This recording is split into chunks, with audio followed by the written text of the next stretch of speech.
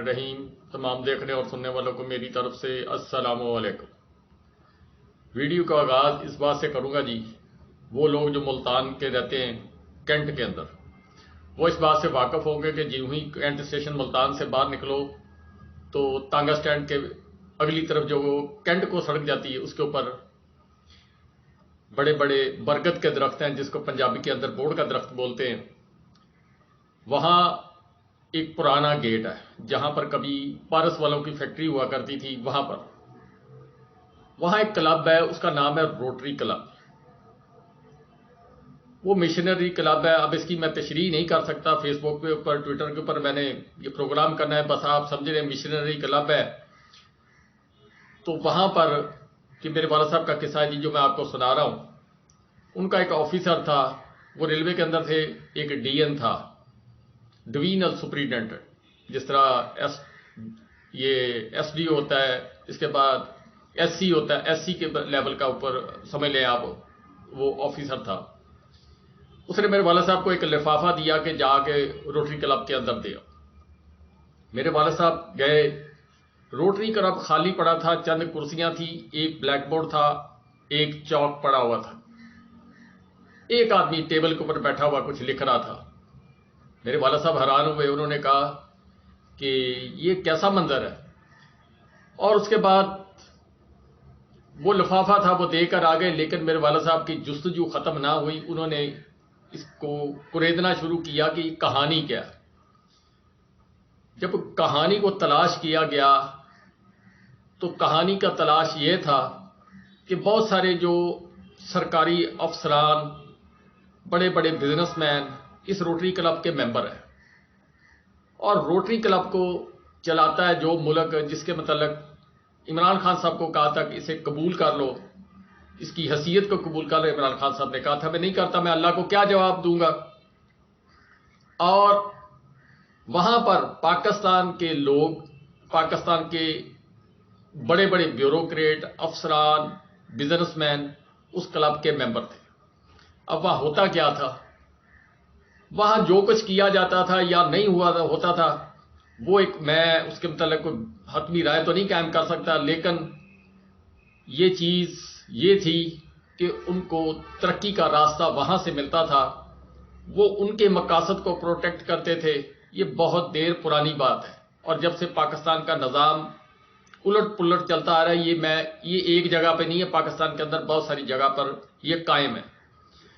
پھر ان کو ترقی دی جاتی، ترقی دینے کے بعد وہ منزلیں طے کرتے ہوئے اپنے مقامات پر آتے ہیں، مقامات پر آ کر پھر جب ان سیٹوں پر فکس ہو جاتے ہیں، پھر وہ ان کے لیے کام کرتے ہیں، وہ ان کے لیے کام کرتے ہیں۔ بس اس سے زیادہ میں خلاصہ نہیں کر سکتا۔ ایک میرے چچا ہیں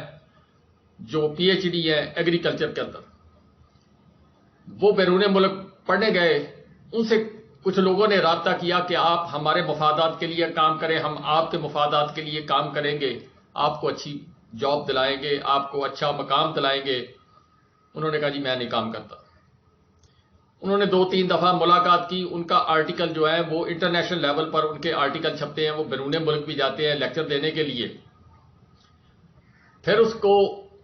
وہ جو میرے چچا تھے ان کو جناب بلایا گیا ایک آفس کے اندر،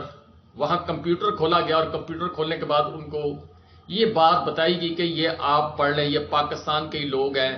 جو ہمارے ممبر ہیں، اور ممبر ہونے کے بعد یہ لوگ جو ہیں ہمارے لیے کام کرتے ہیں، ان کی تمام ضروریات ہم پوری کرتے ہیں، یہ ہماری ضروریات پوری کرتے ہیں۔ بس یہاں تک آپ کو بات بتانی تھی،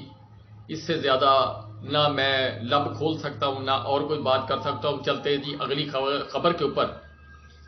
ڈاٹ کنیکٹ کریں، خبر کو خبر سے ملاتے جائیں تو ایک کہانی بنتی جاتی ہے۔ اسی طرح یہ ویلاگ ہوتے ہیں۔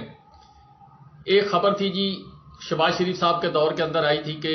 ہمارے محترم جناب D G I S I general Nadeem Anjum صاحب جو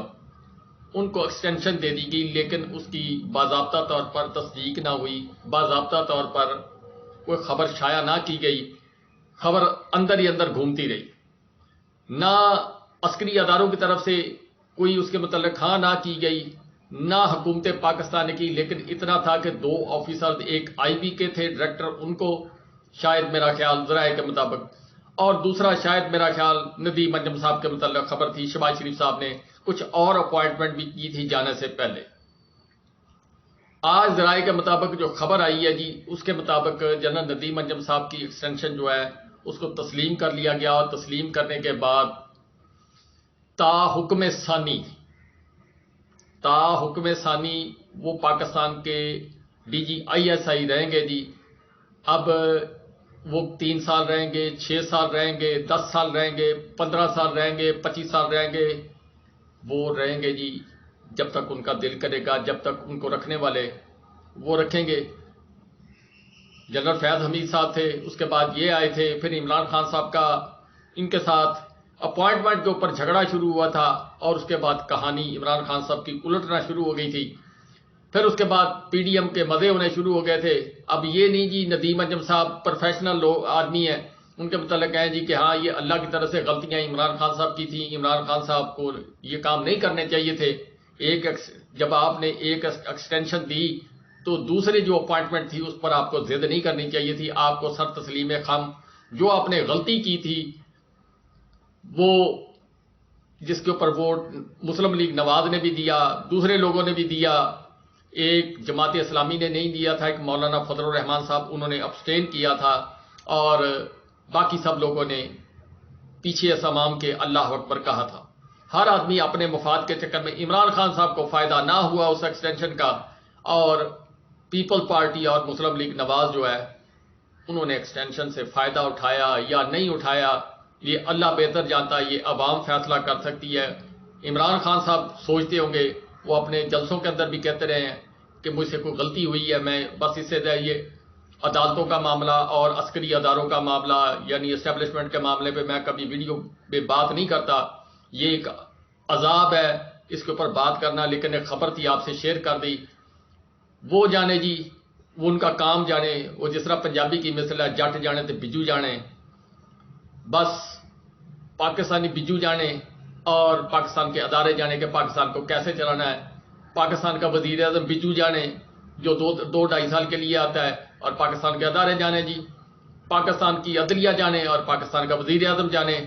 یہ ساری چیزیں جی۔ پر جی بسم اللہ الرحمن الرحیم ایک دفعہ پھر پڑھتا ہوں، توبہ نعوذ باللہ پھر پڑھتا ہوں جی۔ پاکستان کے اندر جناب پٹرولیم مصنوعات کی قیمتیں ایک دفعہ پھر بڑھ گئی، اور کس طرح بڑھی ہیں جی یہ آپ کو معلوم ہے۔ 26 روپے پٹرول مہنگا ہو گیا، اسی طرح ڈیزل مہنگا ہو گیا، اب 329 روپے کے قریب پٹرول اور 332-33 روپے کے قریب ڈیزل ہو گیا۔ اب اس کے اثرات کیا ہوں گے؟ ایک طرف ہم کہہ رہے ہیں جی کہ پاکستان کے اندر گرین ریگولیشن لے کے آنی ہے، پاکستان کے اندر عوام کو سہولت مہیا کرنی ہے، پاکستان کو ایک ڈگر پر چلانا ہے۔ پٹرول مہنگا ہونے سے کسان جو پہلے ہی مارا گیا، اس کی پیسٹیسائڈ مہنگی، فرٹیلائزر مہنگی، ہر چیز مہنگی، 70% آبادی تباہ ہو گئی جی۔ پاکستان کی انڈسٹری پرابلم کا شکار آ گئی، پٹرول مہنگا، ڈیزل مہنگا، کروڈ آئل مہنگا اور دیگر چیزیں جب تمام پٹرولیم مصنوعات مہنگی، فیکٹریوں کے ریٹ بڑھ گئے، فیکٹریوں کو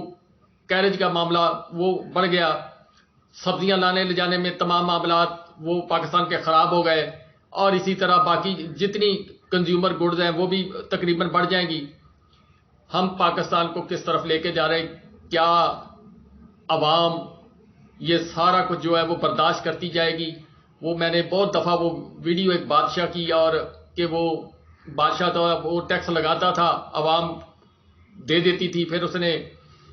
ٹیکس اور جوتے مارنے شروع کر دیے، عوام پھر بھی خاموش رہی، کہنے لگی بادشاہ سے ہماری منت ہے کہ آدمی بڑھا لے، جوتے بھی کھاتے ہیں، ٹیکس بھی دیتے ہیں، لیکن عوام نہ بولی جی۔ اسی طرح پاکستان کی عوام کے حالات مجھے کچھ ایسے ہی لگ رہے ہیں، میں یہ نہیں کہتا کہ بغاوت کریں یا کوئی اللہ معاف کرے کوئی ایسی بات کریں، لیکن عوام بدحال ہے۔ آج طارق متین صاحب نے کراچی کے مختلف پمپوں کے اوپر وزٹ کیا، اور ان کی میں وہ ویلاگ سن رہا تھا، کچھ لوگ جو اپنے غصے غم اور غصے کا اظہار کر رہے تھے، کچھ لوگ جو ہے وہ کہہ رہے تھے ہم بچے پالیں، ہم سواری کو چلائیں، ہم کیا کریں۔ پاکستان کو ایک دفعہ پھر پتھر کے زمانے کی طرف بھیجا جا رہا ہے جی۔ امریکہ نے فرمایا تھا، اور اس وقت امریکہ کا وائس رائے کل والی میری ویڈیو کے اندر میں نے بتایا کہ ڈونلڈ بلوم صاحب جو ہے وہ اس وقت راج کر رہے ہیں،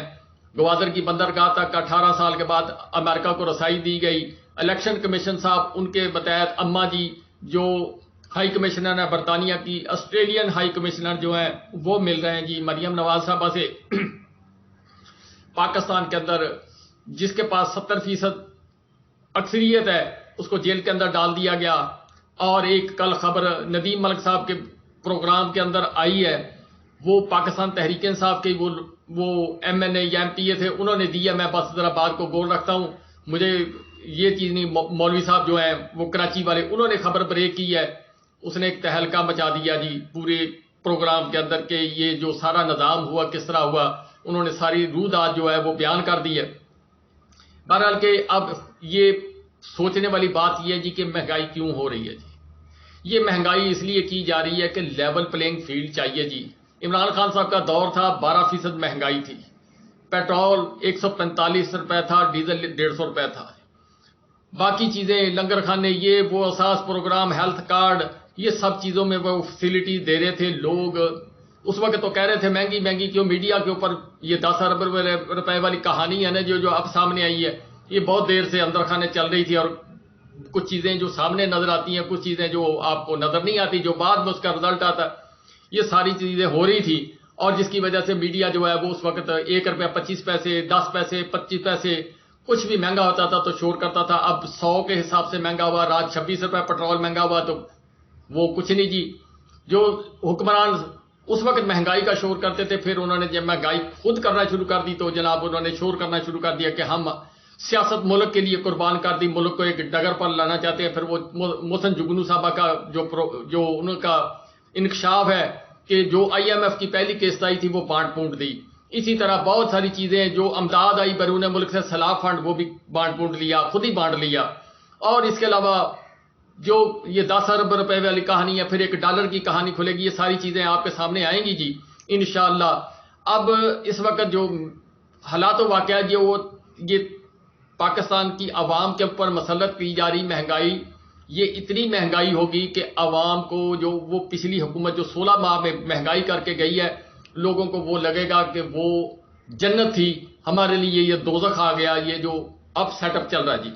پھر اس کے بعد میاں صاحب جو آئیں گے پاکستان کے اندر، میاں صاحب نے 21 اکتوبر کی ڈیٹ دی ہوئی ہے، اب وہ آتے ہیں یا نہیں آتے، یہ نیب ترامیم والا کیس ہے، یہ چیلنج ہو جائے گا کل پرسوں کو، آپ دیکھنا۔ اس کے بعد معاملات جو ہیں وہ کس طرف کو جاتے ہیں یہ اللہ تعالیٰ کو پتہ جی، میں اس سے زیادہ اور اس سے بات نہیں کرتا۔ ایک اختلافی نوٹ ہے، بینچ یہی رہے گا، اعجاز الحسن صاحب ہیں اور جسٹس منصور علی شاہ صاحب ہیں، اور قاضی فائز عیسیٰ صاحب کے ہاتھ میں قلم ہوگا، وہ کیا فیصلہ کریں گے کیا نہیں کریں گے، بس اسے آپ اپنی کڑیاں خود ہی ملا کر فیصلہ بنا لیں، ایک ایک سے فیصلہ آئے گا، پھر ٹائی ہو جائے گا، اور پھر جناب یہ معاملہ جو ہے وہ دفن ہو جائے گا، مجھے ایسے ہی لگ رہا جی۔ یا قاضی صاحب جو ہے وہ کہیں گے نہیں ایسے ہی چلنا تو ایسے چلنا جی، جو بندیال صاحب کر گئے۔ لیکن بندیال صاحب کا اور قاضی صاحب کے سوچ کا فرق ہے، اس لیے ہو سکتا ہے جی ان کے حساب میں یہ منصور علی شاہ صاحب جو ہیں انہوں نے جو دیے ہیں اس کے مطلب ڈیٹیل آ چکی ہے، بس اس سے زیادہ اور کوئی بات نہ کرنی چاہیے، نہ کی جا سکتی ہے معزز عدلیہ جی۔ تو یہ مہنگائی جناب اتنی کر دی جائے گی کہ وہ آپ کو اچھے لگنے شروع ہو جائیں گے، جس طرح اس وقت عمران خان صاحب لوگوں کو اچھے لگ رہے ہیں، کہتے ہیں کہ وہ مہنگائی نہیں تھی، وہ ریلیف دے رہے تھے، وہ یہ سارا، پھر آپ کو یہ جو حکومت جو کچھ پاکستان کے ساتھ کر کے گئی ہے، پھر یہ حکومت جو ہے آپ کو بھلی لگے گی، اچھی لگے گی، پیارے لگیں گے، اور یہ بیانیے کی تلاش میں پھر رہے ہیں۔ عمران خان صاحب جیل میں رہیں گے جی، عمران خان صاحب ان کا کاؤنٹر نیریٹو نہیں دے سکیں گے، ان کو جیل کے اندر رکھا جائے گا، یا ہو سکتا ہے جی بھٹو کی طرح ان کو مطلب کہ کچھ ایسا فیصلہ کر دیا جائے۔ کیوں مشرف صاحب کو بھی معافی نہیں ملی تھی، وہ تو اس وقت پاکستان کی آرمی رحیل شریف صاحب جو ہے وہ میدان میں آ گئے تھے، کچھ اور جنرلز آ گئے تھے تو وہ ان کی جان بخشی ہوئی تھی۔ عمران خان صاحب کے لیے تو صرف عوام ہے جی، عوام کو یہ ڈنڈے بھی مار رہے ہیں، گھر بھی توڑ رہے ہیں، اور بہت کچھ ہو رہا ہے۔ اس لیے عمران خان صاحب کے متعلق پنجاب میں خاموشی ہے، کے پی کے اندر آواز اٹھتی ہے، اس کو بھی دبانے کی کوشش کی جا رہی ہے۔ تو عمران خان صاحب ایک سوالیہ نشان بن چکے ہیں جی، اس وقت ہمت اور حوصلے کے ساتھ وہ جنگ لڑ رہے ہیں، لیکن حالات جو ہیں وہ اتنے اچھے نہیں ہیں۔ پھر نواز شریف صاحب جب آئیں گے، پھر وہ یہ مہنگائی اتنی اوپر جا چکی ہوگی کہ پھر وہ ریلیف دینا شروع کریں گے آہستہ آہستہ آہستہ۔ پھر ایک وقت آئے گا، 1 سال کے اندر، 1 سال ایسے ہی کام چلے گا، 1 سال کے بعد پھر وہ ریلیف دیں گے۔ پھر یہ عوام کہے گی ساڈے واسطے میاں صاحب تے میاں صاحب واسطے اسی شیر ایک باری پھر یہ پھر آپ کو نعرہ لگے گا، یہ بیانیہ بنے گا، اور بیانیے سے آگے پھر باقی معاملات جو انٹرنیشنل لیول کے ہیں وہ چلتے رہیں گے، اور امریکہ کا خواب بھی پورا ہو جائے گا، میاں صاحب کا خواب بھی پورا ہو جائے گا، آصف علی زرداری صاحب جو ہیں وہ بلی کو چھچڑوں کے خواب، شاید مجھے ایسے ہی لگ رہا کیوں سندھ کے اندر کریک ڈاؤن جو ہے وہ سختی سے شروع کر دیا گیا، پاکستان تحریک انصاف کا KPK اور پنجاب کے اندر کریک ڈاؤن ہو رہا ہے، سندھ کے اندر جناب آصف علی زرداری صاحب پر شکنجہ ٹائٹ کرنا شروع کر دیا گیا ہے۔ یہ کل رینجر نے 1,00,000 ٹن وہ چینی پکڑی ہے جی، اور اس کی ارب روپے سے اوپر کی زیادہ کی مالیت ہے۔ اسی طرح کہیں سے آٹا پکڑا گیا، کوٹری کے اندر سے، کوئی حیدرآباد کے اندر سے پکڑا گیا۔ اسی طرح بہت ساری چیزیں جو ہیں وہ کام آپ کو ہوتے ہوئے کراچی کے اندر نظر آئیں گے، سندھ کے اندر نظر آئیں گے، اور آصف علی زرداری صاحب کو کارنر کیا جائے گا۔ پھر لوگوں کو جس طرح ادھر استحکام پاکستان ہے، اسی طرح وہاں ایک استحکام پاکستان ہو سکتا ہے، کل کو GDA بن جائے یا کوئی اور گورنمنٹ بن جائے تو جناب وہاں پر پھر وہ سندھ کے اندر کیپچر کریں گے، پنجاب سے یہ خود کریں گے، KPK سے پرویز خٹک صاحب کے ذمہ کام لگایا گیا،